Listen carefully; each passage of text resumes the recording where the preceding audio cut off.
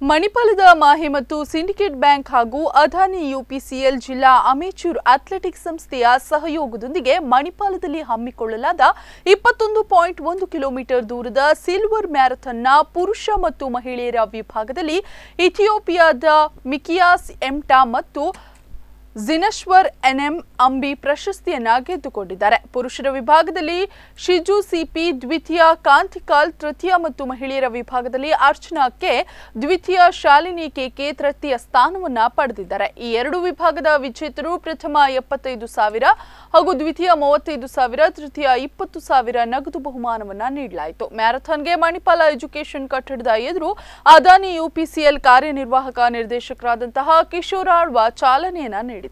ಮಣಿಪಾಲ ಗ್ರೀನ್ಸ್ನಲ್ಲಿ ನಡೆದಂತಹ ಸಮಾರೋಪ ಸಮಾರಂಭದಲ್ಲಿ ವಿಜೇತರಿಗೆ ಬಹುಮಾನ ವಿತರಿಸಲಾಯಿತು. ಅಧ್ಯಕ್ಷತೆಯನ್ನ ಮಾಹೆ ಸಹಕುಲಪತಿಯಾದಂತಹ ಡಾಕ್ಟರ್ ಎಚ್.ಎಸ್. ಬಲ್ಲಾಳ್ ವಹಿಸಿದ್ರು.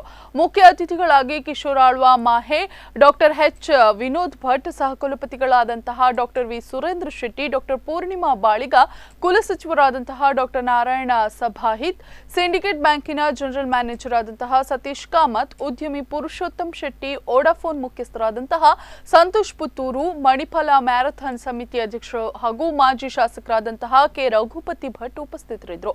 ಎಲ್ಲಾ ವಿಭಾಗಗಳಲ್ಲಿ ಒಟ್ಟು 7,000 ಸ್ಪರ್ಧಾಳುಗಳು ಭಾಗವಹಿಸಿದ್ರು.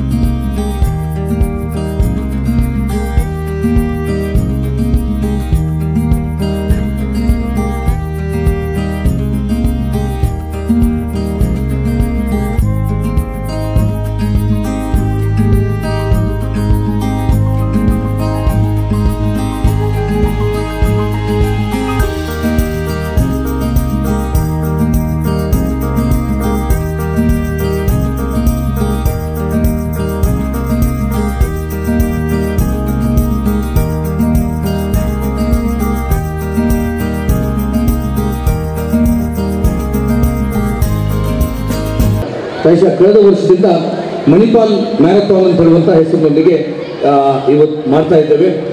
ಆ ಮಣಿಪಾಲ್ ಮ್ಯಾರಥಾನ್ ಆಗುವಾಗ ನಮ್ಮ ಅದಾನಿ ಗ್ರೂಪ್ನವರು ನಮ್ಮ ಜೊತೆ ಕೈ ಜೋಡಿಸಿದ್ದಾರೆ. ಅದಾನಿ ಅವರು ಕಳೆದ ವರ್ಷ ಮತ್ತು ಈ ವರ್ಷ ನಮ್ಮ ಮಣಿಪಾಲ್ ಮ್ಯಾರಥಾನ್ನ ಜೊತೆ ಬಹಳ ದೊಡ್ಡ ಸಹಕಾರವನ್ನು ಕೊಟ್ಟು ಕೈ ಜೋಡಿಸಿದ್ದಾರೆ. ಅದಾನಿ ಗ್ರೂಪ್ನವರಿಗೆ ಸಹಿತ ವಿಶೇಷವಾದಂಥ ಕೃತಜ್ಞತೆಯನ್ನು ಸಲ್ಲಿಸ್ತನ್ನ ಒಳ್ಳೆ ರೀತಿಯಲ್ಲಿ ಮಾಡಿ ಅಥ್ಲೆಟ್ಸ್ ಮತ್ತು ಸ್ಪೋರ್ಟ್ಸನ್ನು ಉಡುಪಿ ಜಿಲ್ಲೆಯಲ್ಲಿ ಇನ್ನಷ್ಟು ಎತ್ತರಕ್ಕೆ ತೆಗೆದುಕೊಡುವಂಥ ಕೆಲಸವನ್ನು ನಾವು ಮಾಡೋಣ ಅಂತ ಹೇಳುವಂಥದ್ದನ್ನು ಹೇಳಲಿಕ್ಕೆ ಬಯಸ್ತಾ ಇದ್ದೇನೆ. ಉಡುಪಿಯಲ್ಲಿ ಯಾವುದೇ ಸ್ಪೋರ್ಟ್ಸ್ ಮತ್ತು ಅಥ್ಲೆಟ್ಸ್ ಒಂದು slogan we have given, the drug-free India. That is the menacing problem the country is facing, particularly among the youngsters. And you should take more in sports activities or other cultural